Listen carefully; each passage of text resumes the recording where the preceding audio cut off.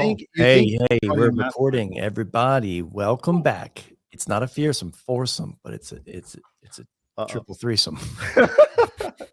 Yeah. Make it awkward. Let's start off with awkwardness. It's okay. Oh, speaking of awkward, how awkward was I on the mastermind call, Dwight? Oh, like when goodness. I said what I said, I don't even want to say what I said, but like Dwight was like giving me a smirk. I know him so well. I just glossed over it. I said something that was very silly. Yeah, but at the end of the day, they were just feeding you, emotional methods of running their business, and I think it's top tier topic. Wait, give some context since we are recording. Is that you guys were just in a session called the Ask Me Anything, which is the weekly thing we do with the mastermind to dive into really the course subject. And so sometimes it's led by Craig, sometimes it's led by Dwight, sometimes it's led by me, right? And so I was not partaking because I was actually doing a pod with someone that I want to talk about today too. It was awesome. He's a periodontist, it's called Debt Free. It's actually not a pod, it's a YouTube channel, but Debt Free Doctor. So anyway, but I won't go there right now. But tell me, what were you guys? I interrupted to give context, but tell me what you guys were laughing at. Well, first of all, Dwight, thanks for it was awesome. Like, so Ask Me Anything calls are the once a week call that happens for the mastermind. And right now, since the mastermind just started, we're really focused on like visioneering, which is a woo-woo term for just creating a game plan. Like, what do you want to create in your practice? But this is an opportunity for people to ask the hot, the burning questions right now. So it was like, and it was funny as these questions start coming out, and we love our masterminds, it's great, but it just shows that no one's really thought carefully about what they want to create. So it's like this, I really don't want to lose this valuable team player. They're so important to me. I just want to make sure this doctor is always going to be with our practice. Okay, well, what's your goal for the practice? Well, I'm not really sure. Like, well, do you want to do less clinical dentistry? Yeah, that sounds good. And then it's like, okay, well, what does this associate produce per year? She's good. Well, what's the number? She does well. Well, what's the number? What is a good number for an associate to produce in your practice or collect in your practice? And it's crickets. So then I asked the whole thing with like 20 people on the call. Start putting a number in the chat of what a bare minimum of a good associate is. So most are like 1,850,000, just something. Does she do that? I think she does. What does she get paid? She gets paid 35% no lab bill. I'm like, damn, that's pretty generous. Yeah. Well, she does mostly things that don't use a lab bill. I'm like, well, then why don't you charge her a lab bill and it winds up being zero? And at least it's there if she starts kicking ass in Invisalign or something. But it was so interesting though, because Craig was clearly salivating because he was asking the vision of the plan, and their first answer was, we really want to keep this doctor. So I was like, your whole vision is focused on maintaining. But Dwight, you helped a lot too, because I took that answer. Yeah. So I asked them a very simple question. What is your practice plan? What's your game plan? What are you trying to create for the practice? They said, we want to keep this doctor. And then I just was going to go with that. And Dwight's like, no, you didn't listen to the question. Craig asked you, what is your plan for the practice? Not what is your plan to keep this? It was very interesting. Yeah. But it was, and the good thing about that, honestly, is having those vulnerable moments. And I think it's really powerful that it's during the week when people are in the trenches and the masterminders are in the trenches. I think it's a very well thought out process, right? Like during the week, we're in the trenches, we're focused on it. When we have our large meetings on Fridays, it's like break away from it all, try and get a little bit of peace and quiet and try and learn something and implement it. And then when we do our breakaways in person, it's like we're so far away from our practice, it lets us think about things that we're not stuck in, right? But all the constant thoughts, the little just emotional feelings that we have, which so much of us are focused on trying to bring in associates and maybe bring in partners. And what does that look like? Well, the questions are mostly like, well, what does your model look like? Are you building a business that's profitable enough to bring on partners? Because everybody thinks that, well, you bring on partners, that's how you build profitability. No, you can't get an associate who's paid 35% or something extreme and then say, well, become a partner, reduce your percentage so much that you're now making less than you ever did as an associate. Like they're getting paid as a partner. It's a great experience. Why? Because both Craig and I had a lot of scars and bruises from our lives to talk about it. And so it was really, really good talk. And also just this idea about like, what does an associate mean to you? So there's certain doctors out there and some listening right now. They're like, I want to do the big cases and I want a doctor junior to come in here and do all the fillings and quadrant dentistry. And then I'm going to pluck all that stuff out. That's Mhm. fine. But Yeah. that means that the model you're creating is you want to be the apex predator of your practice and just eat the biggest, best things. Right. That's okay. But Right. there's other doctors that are like, I want to replace myself clinically and make the business profitable such that I don't have to produce dentistry. That's a total different associate you're looking for if you're trying to do that. You don't And the want to just be like, conflict is when they're the first one, but they're looking for A players, Yeah. right? Like that's the problem. It's kind of like, well, I'm just going to give them the garbage dentistry. I'm going to give yeah, them a job that we ourselves would not want to do, but right, we want A players to fill that role. right. And they're just Because like, you ultimately want to be replaced. You're an A player. You want to get a doctor that's an A player. But for the first 5 years of you being an A player, you're just going to clean up my messes and Guess right. what kind numb. of associates leave associateships the most commonly? A Mhm. players, B players, or C players? The A players A leave, players. right? Because like you're saying, the principal doc comes in. It's like, I'm going to give you all the quote unquote. And I've heard docs say this. I'm going to give them all the shit, Mhm. right? The temps, breaking, the night guards, the composites. I don't want to do. Yeah, on call. And I'm going to do the 8-unit veneer case. Yeah. Okay. Especially when the doctor sells it.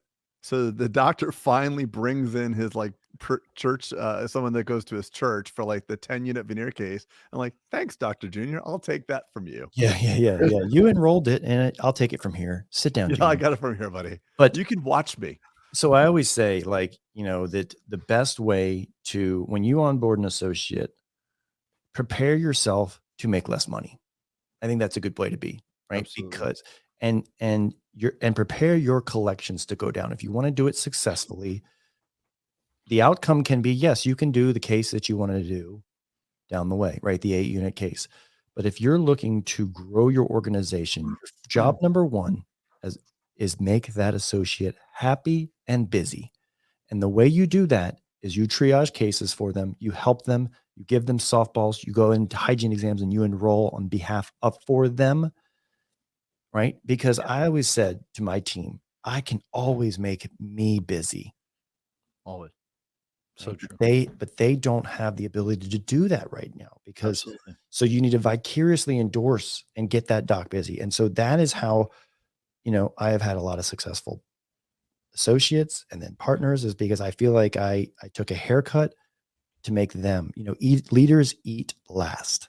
Absolutely. And I love telling them specifically, like when they come in, hey, I'm glad that you're impressed with what we've created and what I personally have been able to do clinically. You should do it better and faster than I did it. If I paved the way, can you pave the way of people behind you, and it continues to get better and faster? And that's the role. That's the role we should have. But it's a mindset, right? It's a business mindset. Can I make way for you to make it easier in this organization to But that's why produce? they fail, though, Dwight. Honestly, it's like, I think look, if I came into an organization, I would consider myself probably, a aggressive players. A player, right? A player. And so if I came in and someone was like, "Hey, go do all this," Right.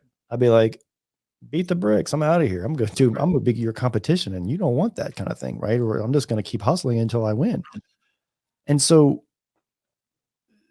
yeah, I mean, so I think that there's just a lot to unpack. I think dentistry does it wrong on a lot of fronts like that, right? It's like, well, I've earned the right, almost like you're pledging, right, in a fraternity. Well, you need to do this because that's what I did. Like, who gives a shit what you did? Yeah. Do you want a successful and grow your entrepreneurial practice or not? Right. Right. And Don't say because this is what I did that you should do it too. yeah. So I just hired process. 2 more associates, and both of them came in and said, and regardless of whether they were getting offered higher or whatever elsewhere, the 2 main reasons why they decided, and they're rock stars, right? Implant guys, comprehensive care. There's guys that have been out 10 years. Another one, if you have these conversations with them and they say, well, because you didn't tell me what I was going to be limited to. And because I knew that I could come in here and just grow like that and like, learn, right? Like, there's a lot of mentors in your practice. You probably promised them a great mentorship, Dwight, right? Yeah. I'm going to get you busy. You probably say these things, and That's like, right. It's I'm my gonna job to comfort make you them along busy. the way, and they want to learn. And so, look, I think I think attracting A players is a universal theme in your practice, whether it's an associate, whether it's treatment coordinator, whether it's a hygienist. I think that becomes a mantra in your practice, and it's important. And you look, the days of, we've all been on calls when we were stuck in COVID, right? And coming out of COVID was this this hiring frenzy where everyone was just taking, I'll just take anybody. Right. And the pendulum was shifting out of our favor, in that, people were weaponizing the offer down the street. Right. Yeah. I'm getting paid. They're offering me $5 more, and they're weaponizing that against you and say, well, shit, I don't want to lose you because the job market's so hard.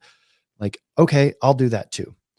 And like I've mentioned before on this pod several times, the pendulum is shifting back into more homeostasis, more equilibrium, maybe a little bit more, right? Like people are actually showing up for their interviews, almost at 100% ratio. In my example, used to be like 50% would actually even show up for their interviews. So you have the ability right now to grow. If you're hiring, you have the ability, you can plant the seeds for A players, or you can plant the seeds for B players and just be okay with it. But I think right now is a unique opportunity where you can really curate the team of your dreams. Let me play something for you guys. This is someone I follow, and I follow a lot of people, not in dentistry. I follow a lot of people in dentistry, but this is someone that I follow because I think she's just good business advice. And so this is about B players. My 2023 mantra is like, no more B players. Oh my God. That was my 2021 mantra, my 2022 mantra. That'll be my 2024 mantra. Have you seen those stats where it shows about sitting next to B play? Oh, this is so good. My friend Vanessa Van Edwards showed this to me. So there's this study done across hundreds of individuals, might be hundreds of companies. It's a big study. And essentially it shows if you sit next to a high performer. Yeah. So if you have your team sit next to a high performer, you will outperform by 15%. So a high performer just in your proximity will increase your performance by 15%. If you sit next to a low performer or underperformer, it will decrease your productivity by 30%. So every B player you bring on board is not just decreasing their productivity by 30%. It is that energy transfer, which is that everybody around them becomes a little bit less productive. Right? So, yeah. So there's a thing that plays into this, guys, and it's the ego. So, you're making a big presumption that you want to grow your organization, and most of us dentists conflate our organizations with ourselves. And if you really look at a big picture of our profession, there's a lot of people that don't want to be shown that there's better people around them. So they get the jackass effect. They hire the B player because they want to be the A player. And then the B player, since he's not an A player, she's not an A player, hires a C player because they want to be shining. And then the C hires the D, and the D hires the F. And all of a sudden you've completely tanked your place. So I think it's important to recognize that even though a lot of people say they want a thriving business that exceeds their own personal production, there's an ego component. I'm thinking of one as an example, and I'm not going to name his name, but he talks about, well, my business is like really runs around and blah, blah, blah. And like, dude, your business is you. You fly the world, and do it all yourself. And I get it. But like at a certain point, there's got to be a day of reckoning where you've got to realize you cannot produce enough to support multiple offices and it runs out. I was that guy. Right. I was the guy doing, millions of dollars of personal production while I had doctors on guarantees of $700 to $1,000, and they're sitting around doing nothing all day. Yeah. So you got to look in the mirror and really say, is my ego allowing me? And again, maybe just you need to eat shit sandwiches or feel some pain. But at a certain point, is my ego going to allow me to hire people that are as good and potentially better than me? Because in my world now, I'd rather be the least talented man in the room at this point in my career. I think it's so common in dentistry that people hire associates that are not as good as them on purpose. And it's mind-blowing to think that you hire people simply because they like to be the top doc, because they can learn or they can teach somebody, so they struggle with this. I think this is very common in single location practices throughout the nation. It's how many times you get on a mastermind call and they're like, well, my associates, out producing me, out doing this, out doing that. Most of them have associates that are part-time, are working for them and doing a very specific niche that either A, they didn't want to do, or, because I don't want endo or I don't want a specialty or something like that. And it's holding them back, and they just want to do something else, and they want to be the best at that. Right. If I have a doctor that comes in and is better than the other guy who's doing the majority of that particular specialty or specific like aesthetics, hey, it just made both of them better. And that's the thing is there should be a little bit of competitive anxiety that comes along with that, because the truth is it makes us all better. Yeah, and all of us were that, by the way. At a certain point of all of our careers, we were in the egoic position of wanting to be the very best in our individual craft. It's just our business has shifted gears. Peter, there was a good amount of time where you were the best person for the job and you didn't want anybody else coming into that territory. And then you reached an inflection point where it started to break or become painful, and you shifted. Yeah. Fair enough. Yeah. Okay. All right. I'll take that.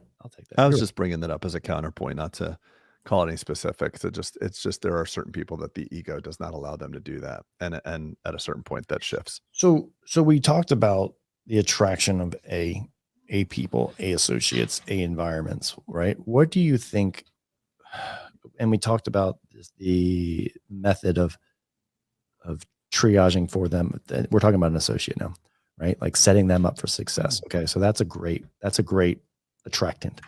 What other things can practices do to set them up to get A players in A environments with A experiences for the patient? What other things do you guys think are components of that whole process? I think the team they walk into. Well, Dwight, but that I'm actually saying the team might be, I'm saying what even attracts the A people for the team. So you're saying the team itself attracts the team, the A team. The A team attracts the A team kind of thing? Okay. Yeah, for sure. All right. Yeah. I really agree with that. In the presence, they won't know that though. In the interview process or in the first solicitation, they won't know that. So, okay. So let's speak about a basic practice that doesn't have a giant social media presence, or their individual providers aren't out there where they can't be seen. And I get that, because that's the majority of the industry. I think it has to do with your presence in the community, kind of your branding, and it has more presence in the community. Presence community. So kind of how respected you are in the community. I think it has to do with the facilities this day and age, generations today. Like, they want to know what facilities would they bring their own family and friends to see themselves in their own office. And then the next is technology. I think their access to ability to do okay, tech. You're going fast because I want to unpack this, because this is great, Dwight. Okay, so presence in the community, great, right? Obviously, referrals reinforce that, right? Just community reputation, word of mouth, presence. Your website. I mean, your virtual presence, website. Too. Yeah. Your social media. Yeah. All of right. that. Okay, so these are great. I love the fact that you said the space as well, like the environment you practice in, because let's face it, patients don't readily understand, unfortunately, the quality of the dentistry that they're getting. So they have to go on perceived value, and a crown done out of a shitty looking location is not as satisfying to a patient as a crown done out of a perfect location. Hey, it's just what it is. I mean, someone's going to push back on that list and be like, that's bullshit. But it's the truth, Craig. No, I think it is bullshit. I agree. Whoever's going to say that. So I want to speak to the skeptic. It is complete bullshit that people would think that way. But as Stephen Kelleher from Southwest Airlines said, dirty cabins mean that people think that our engines are not working properly. It's human nature. I agree. It's bullshit. No one should care. But that's how human beings are. When you can't physically understand the maintenance record of a 737, just like you can't understand the marginal integrity of this Sarah crown you got. But so what do? They say, well, it seems really nice. There's a flat screen TV. It looks clean. The carpet's new. I am safe here. It's unfortunate. The first check mark is safety, like you're saying. And I think COVID made that ingrained. It's like a PTSD thing. It ingrained that in our, am I safe? Yes or no. Right.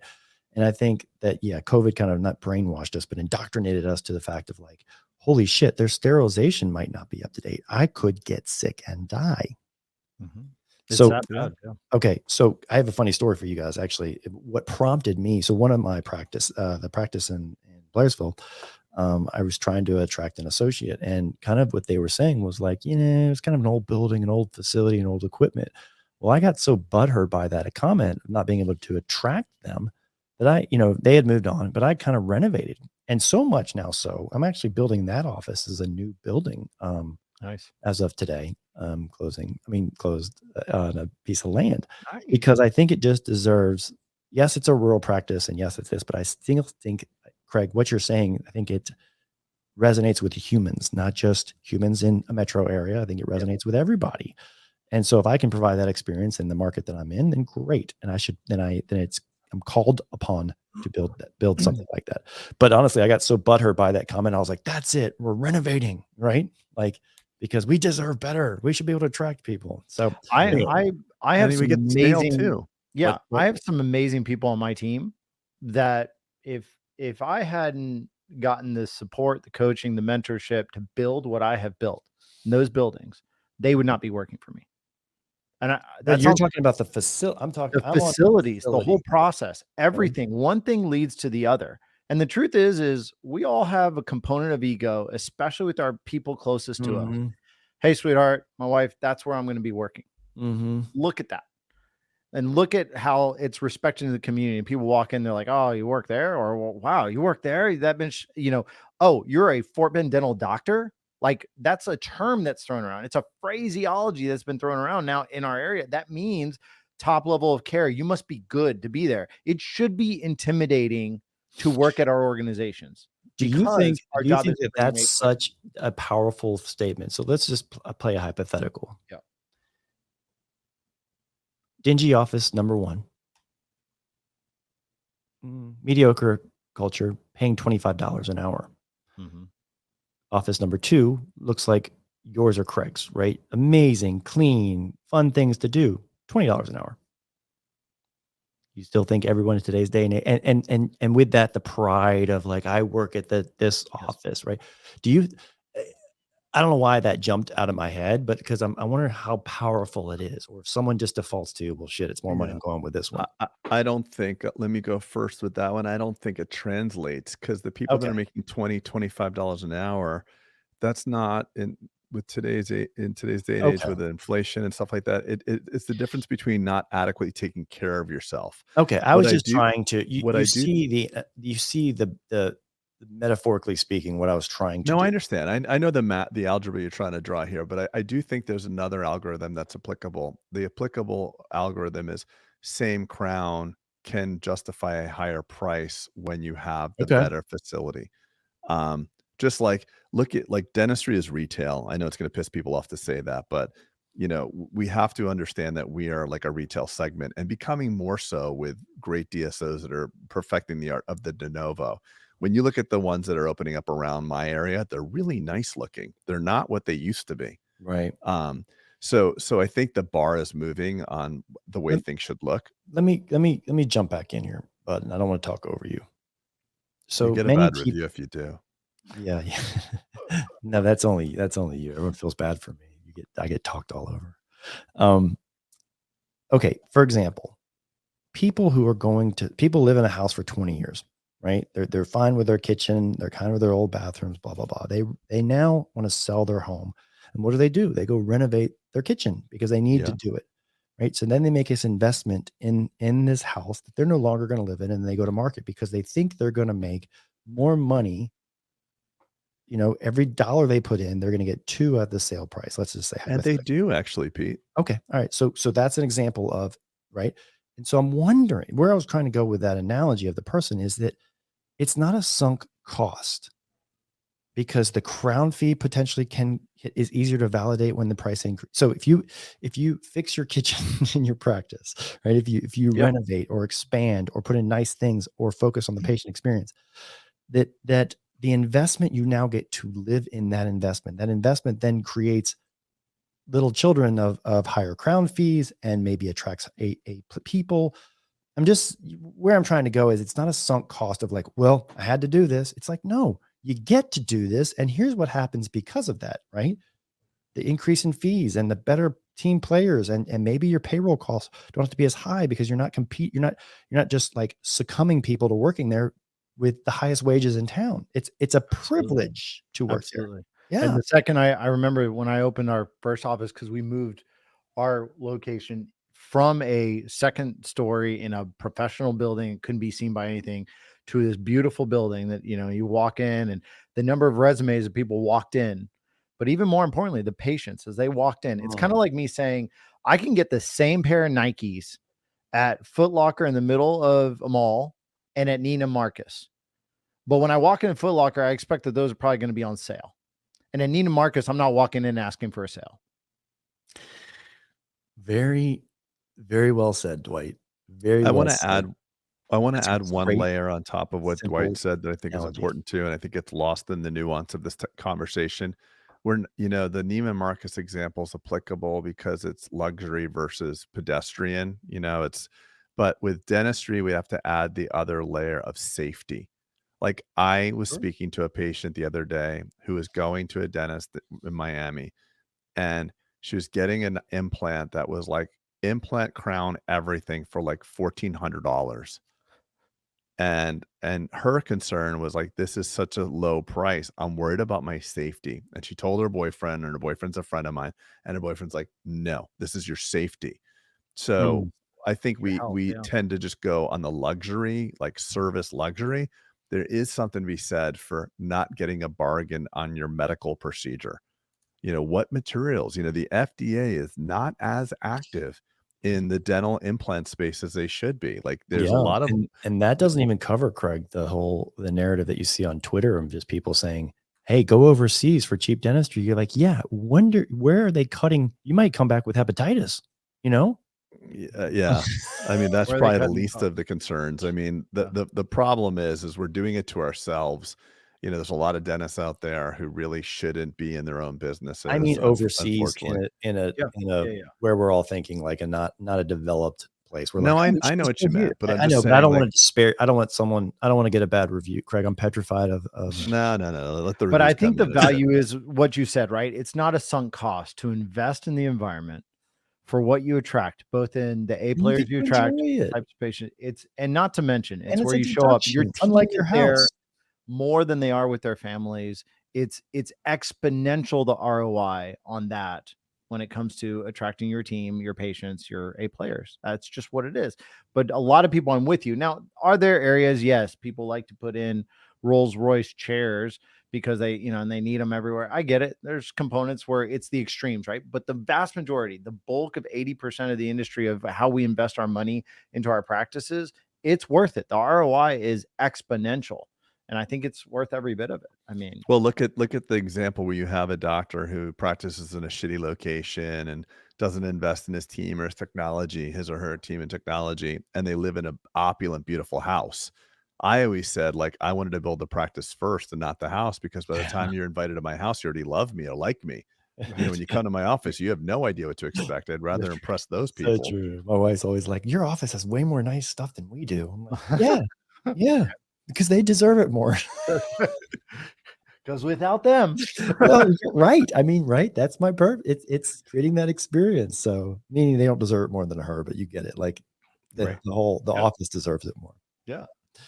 All right, Dwight, let's jump to your other thing you said was tech. So you did two things: presence, community, facilities, and tech. Expand on that.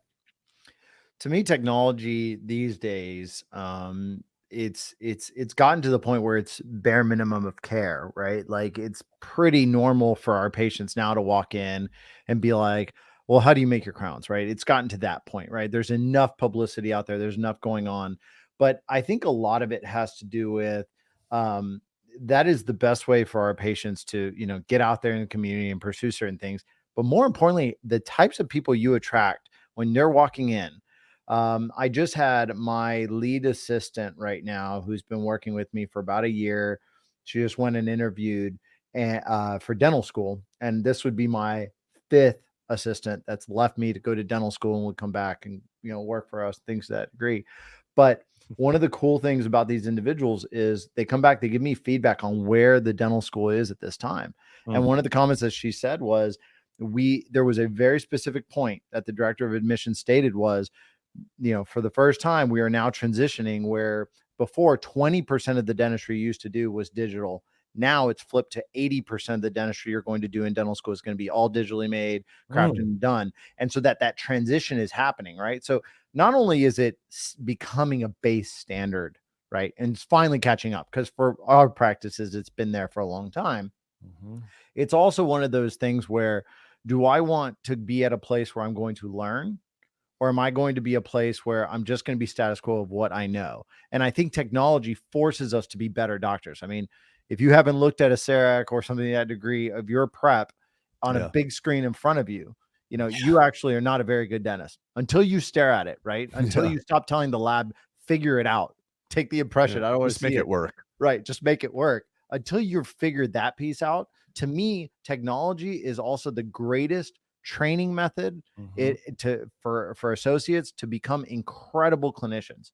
And that accountability. If you take an impression, Dwight, it disappears and the lab magically pours out the model. And by the time you get back, they've cleaned it up. Yeah. So when you see, to your point, when you see your prep at 40 magnification, you're like, what the fuck, was I drunk?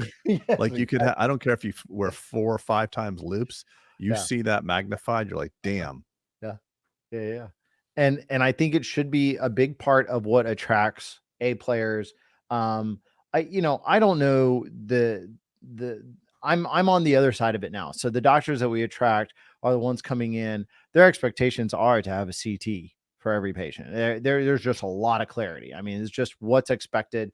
We make our crowns in-house. We have a lot of flexibility. We integrate, with a lot of systems, digital, scanning for all the bites to understand, digital occlusion, things like that level. Part of that is because they want to be around other doctors who know how to use that well, right? That's A players attracting other A players. The expectation now is, if we open a new office, there's a tech gap that we have to fulfill financially, because that's our standard of care. And I think that a lot of our practices has created that within the industry, where all of a sudden that's what you create. That's what it takes, is to be able to work here. You've got to be ready to learn and grow. But a lot of docs have been out there for a while. They're looking for practices. They're looking for groups who value technology, because it is just that much better care for their patients, right? I mean, let's talk about AI on x-rays and what it can see and all those other things. I mean, Are you using that now, Dwight? Oh yeah, we've been using it for over a year, and it's critical, right? Like, it's standardized. How many times do you walk into a hygiene appointment just to check on the patient? You're doing an exam, but you've got 2 other chairs over here. Your brain's not in that hygiene chair, but when you walk in and there's a giant screen in front of the patient's already pointing out all the red decay that's on the screen because the AI already, marked it for you. Then all you have to do is be like, yeah, DO, crown. Okay, moving on. And it's set. Why? Because it gives the doctor a sense of confidence that they can do more in your practice with technology than they can do in any other practice without it. Yeah. Right. I love it. Right. And, going back to the fancy object thing, I think there is some attraction in that, right? If the practice is perceived as high tech, that is cool with the millennial generation, and even beyond the millennial generation, like, everything looks great, right? The patient experience is better. It's high tech. There's a tech stack that benefits the team, right? All those things. I think tech does play a big part, as well as what you were saying, Dwight, technology in the actual dentistry, but also in the background, right? Absolutely. So love it. I think that's kind of where I was going with, like, how to, right? That's always where my mind goes to. And Craig, yours always goes to the 30,000 foot, concept of it, right? And I'm always want to get in the dirt and say, like, well, what are the components of such? Because where should someone be focused on if they want to say, hey, I'm sick of, like Cody said, I'm sick of B players. I want some A's. And I have another video here, and I gotta tell you guys, I don't know what it is. It's another one of her, and I felt strongly enough to share it that I downloaded it and put it in our platform. So we could, we've definitely have had them in varying companies of mine, but we push relentlessly to either make people better or help them find the thing that they can be an A performer at. Do you know who's very sticky in companies? No. B players. Oh God, I know. C players will get fired. B Right. players will hang around. That's exactly right. And A players will probably leave. Yeah, and A players will leave if you keep B and C Yeah, players. They're gone. That's true. They're not interested. Yeah. B players will hang and they will think that you owe them more, is what I found. Yes. They are the ones that ask for the most, they're the most entitled, and they're the most dangerous in a company. It's like a cancer that you need to cut before it spreads, which sounds like, okay, really? But it's actually true, because your employees are choosing to spend their life and their time with you.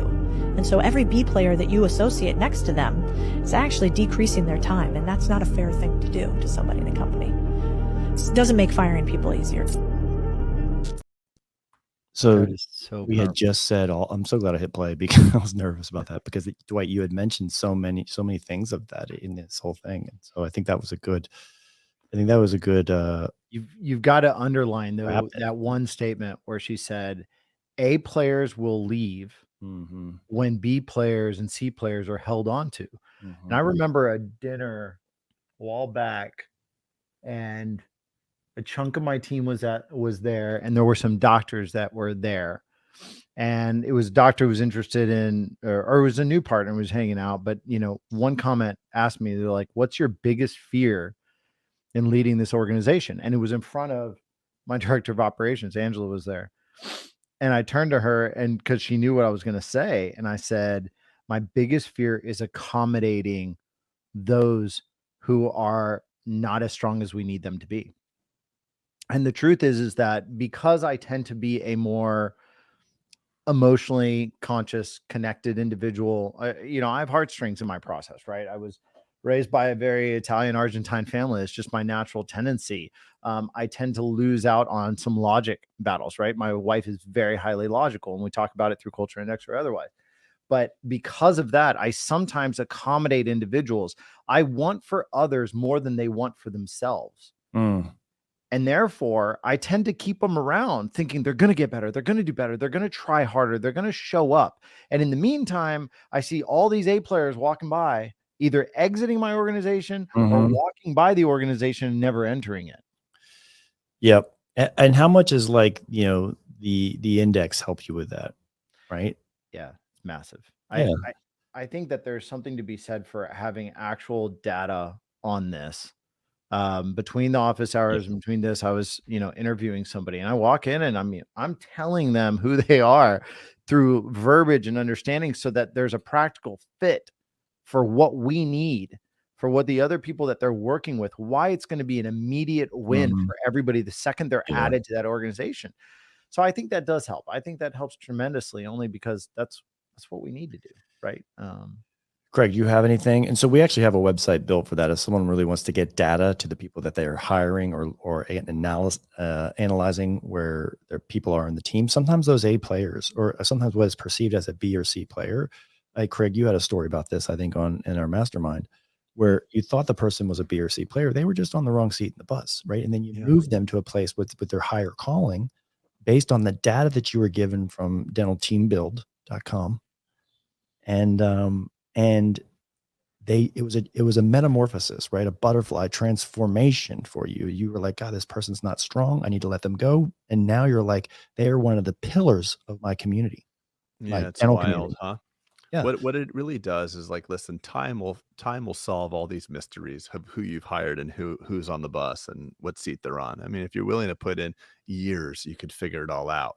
But imagine a tool, which we're talking about, which enables you to get to know the person and how they're programmed. We all have amazing strengths and we all have areas that we're not strong at.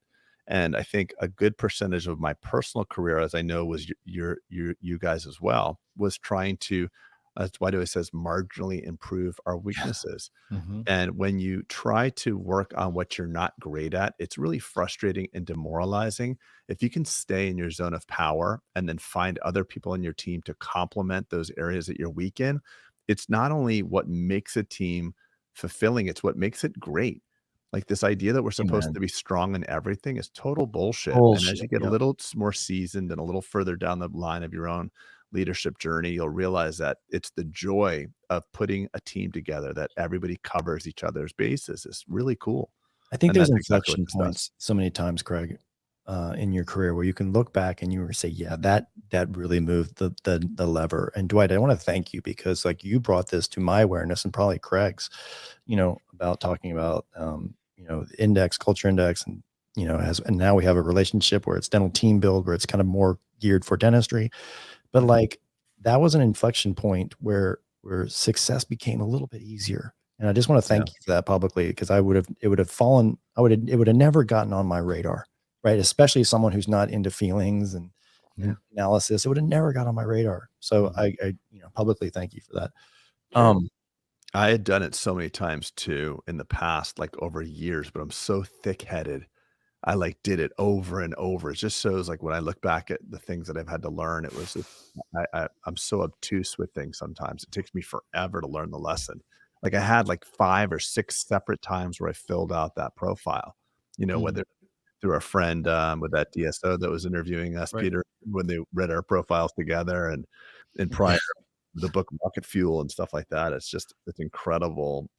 If I could have just gotten over myself faster in the past, I would have been further ahead.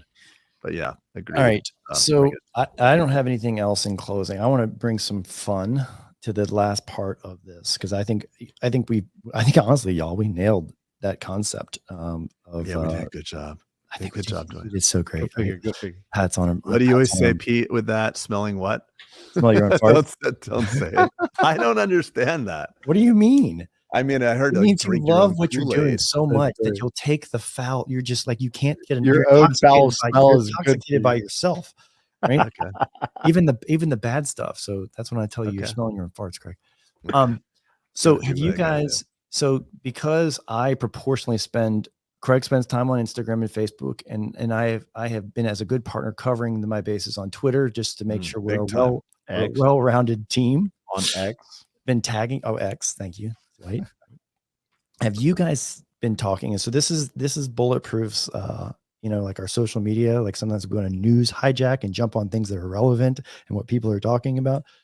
Have you guys heard about the Roman Empire? Of course.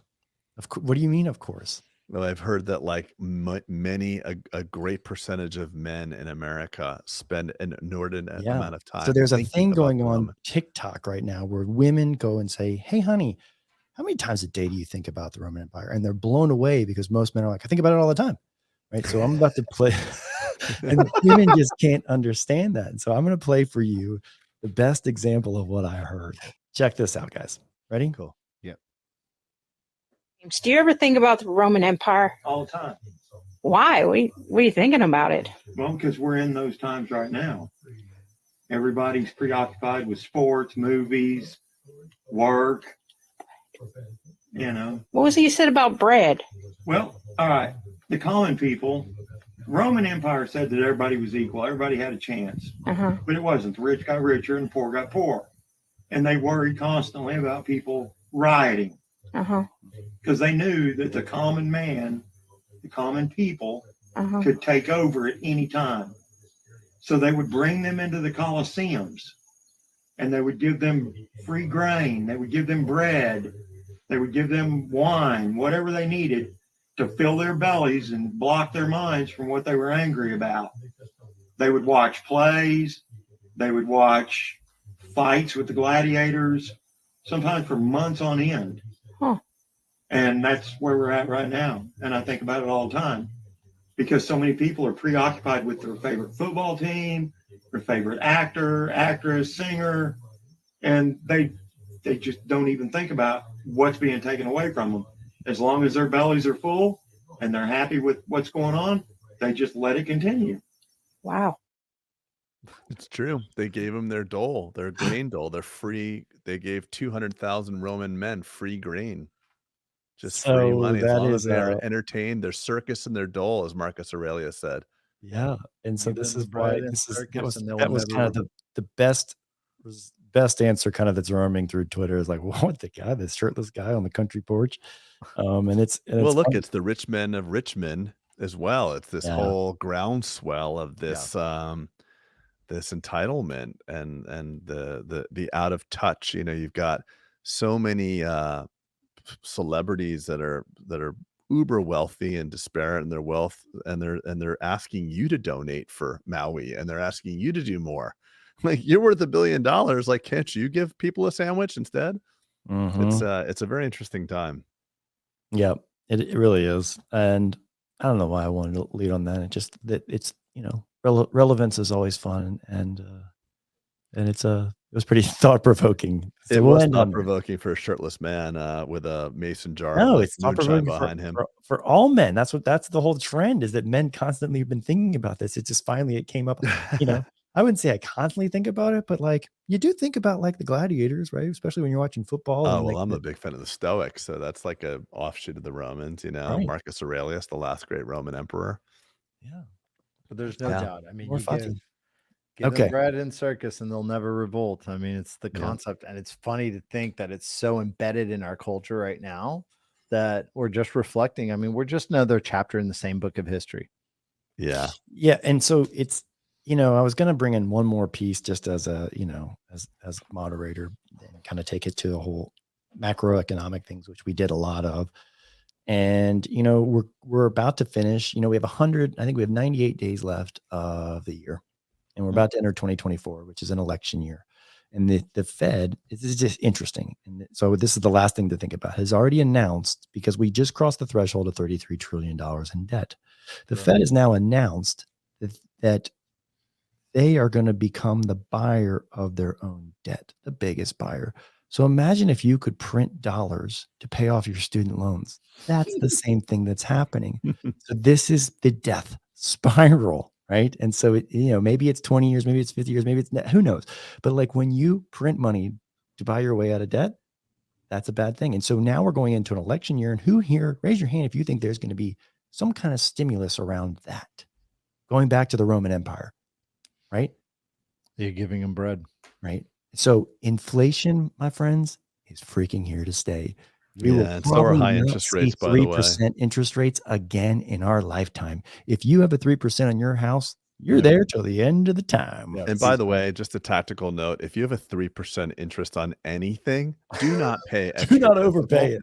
Do not listen to Dave Ramsey and try to get debt free. Put the money in a savings account at 4.8 and pay the minimum payment you can on that 3% until it runs out. And you get to make the delta between the two, right?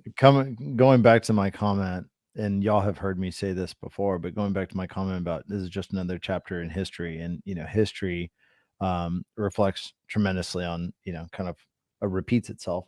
Coming from a family that's from Argentina, and watching this situation, there was this great phrase that occurred after the abundance, as we called it, era that came from Evita and Perón and those types of mindsets.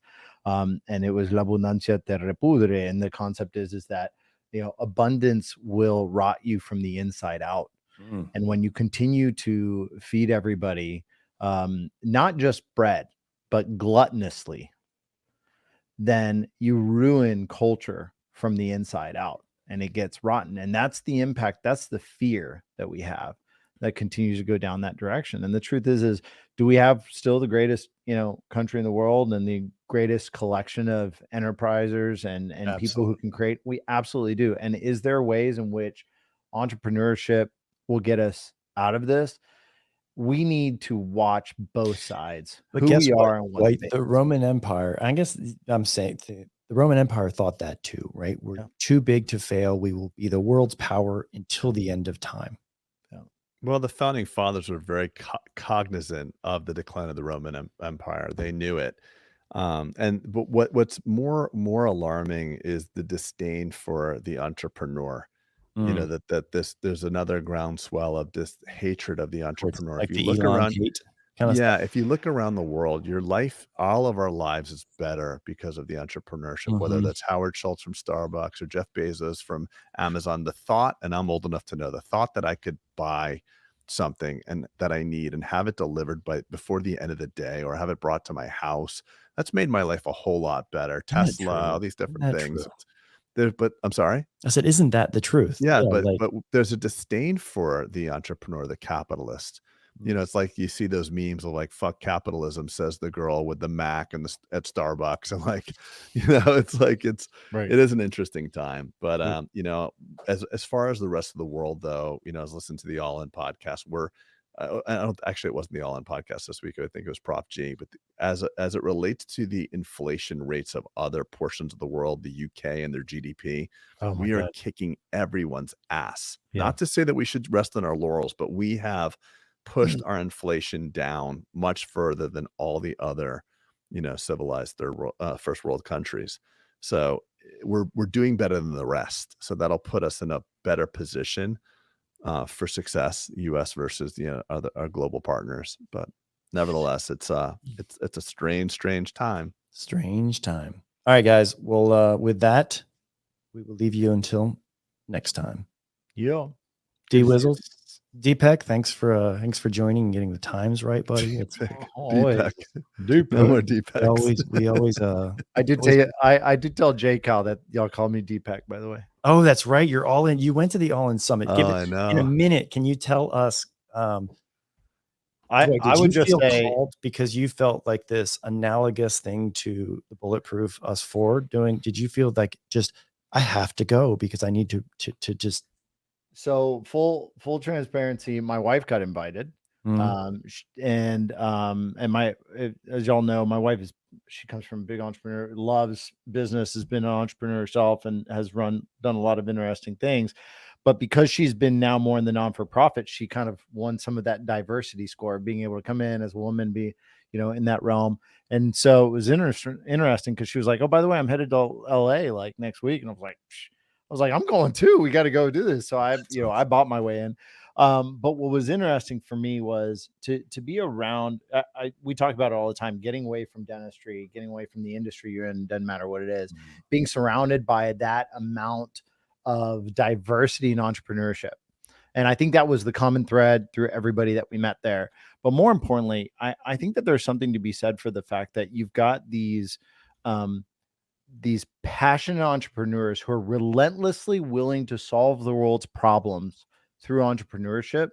I think that spirit is absolutely necessary.